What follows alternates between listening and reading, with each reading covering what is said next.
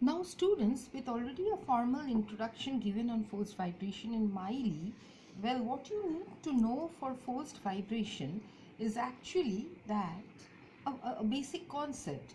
For example, if we hold the pendulum bob in the hand, the pendulum can be given any number of swings per second by moving the hand. However, the pendulum vibrates with the frequency of the motion of the hand and not with its own natural frequency. Pendulum will not move with its own natural frequency. Now the phenomenon, well, of setting a body into vibration with the help of a strong periodic force having a frequency different from the natural frequency of the body is called forced vibration. So an externally applied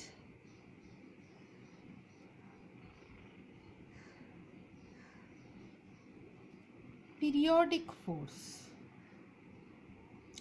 an externally applied periodic force, this is very important, with frequency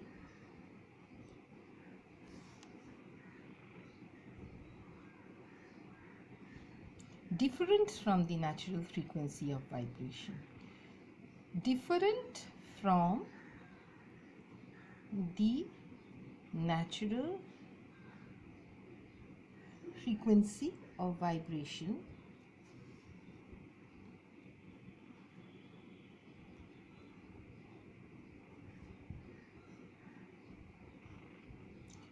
to let the system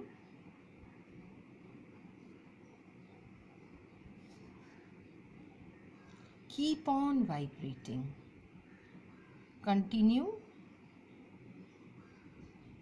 sustained vibration.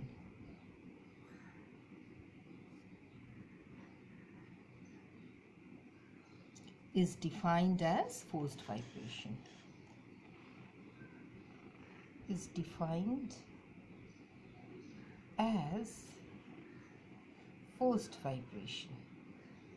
Is that okay? And this is very important because you need your system to continue. That is very important. Okay. Now, well, if we let's take it in terms of an electrical circuit. Okay, in an electrical circuit like this, suppose we have an electrical circuit like this.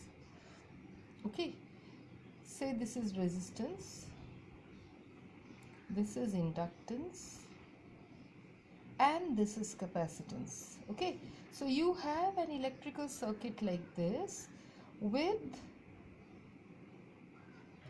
an oscillating EMF provided at the input. Okay, if the voltage is alternating, if this is your alternating voltage given by V is equal to V0, it's alternative, sinusoidal, so it will go in this manner.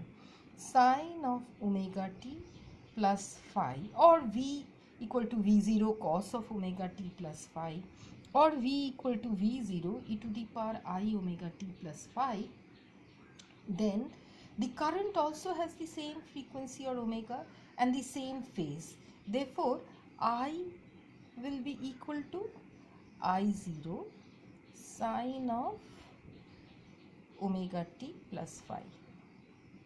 Isn't it? Okay.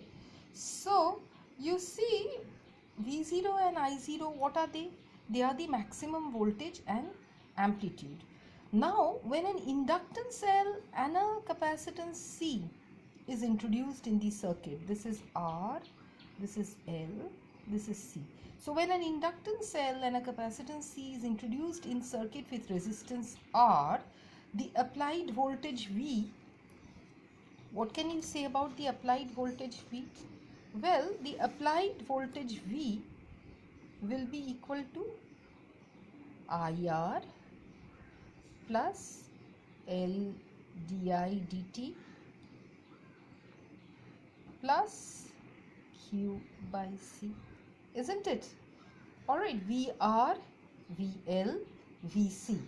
Now, if the current through the circuit if you consider this current as I0 e to the power I omega t, okay, then what is it that we observe?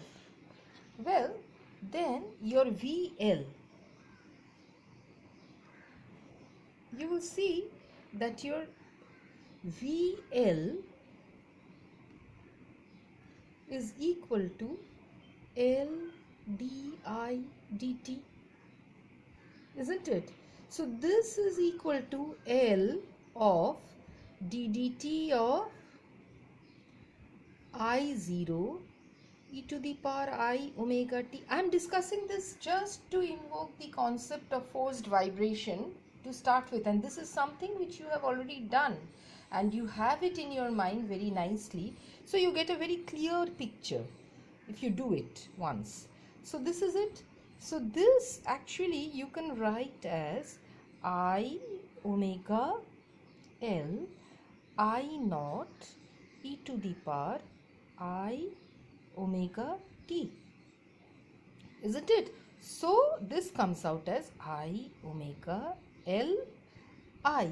So the quantity omega L over here, the quantity omega L, it will have the dimension of what? Omega L will have the dimension of resistance, isn't it?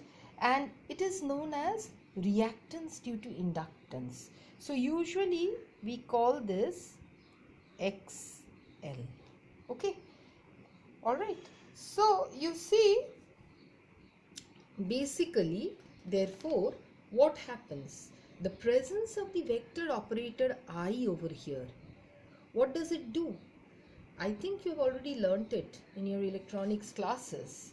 This indicates that the phase of the voltage, okay, the phase of the voltage across the inductor is 90 degrees ahead of current.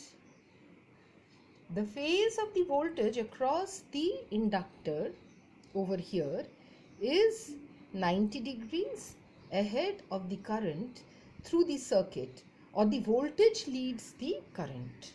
The voltage leads the current. You see, this is your voltage for the inductor, and this gives you the representation of the current.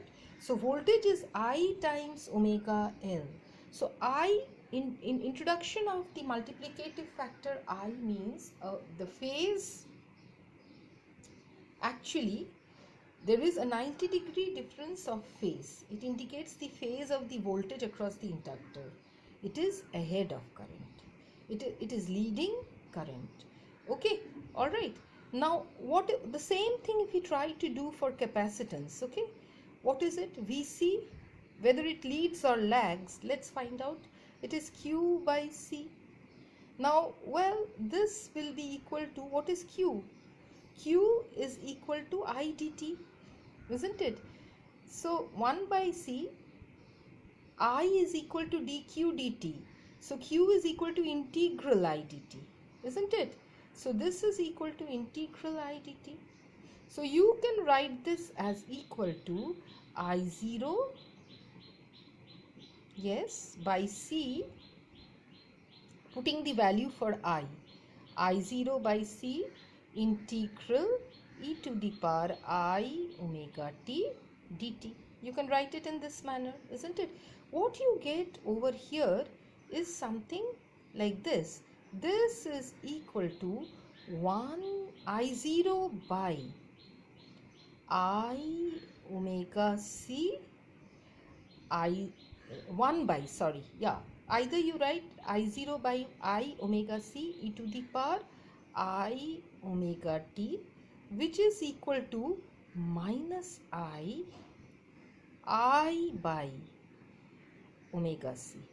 So here you see the corresponding quantity 1 by omega c has the dimension of resistance. It is the reactance due to capacitance. Okay, and it is denoted by Xc. So let's proceed with that. So you see that will be denoted by Xc. So you see,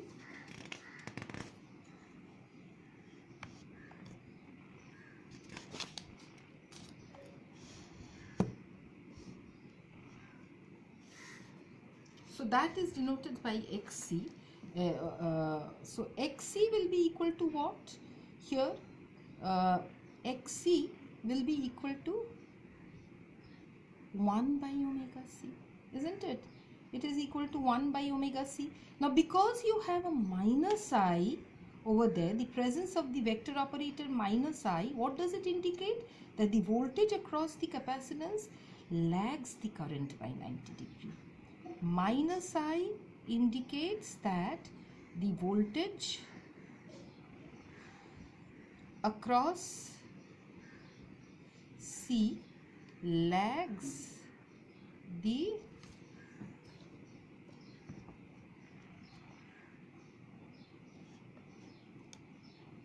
capacitance by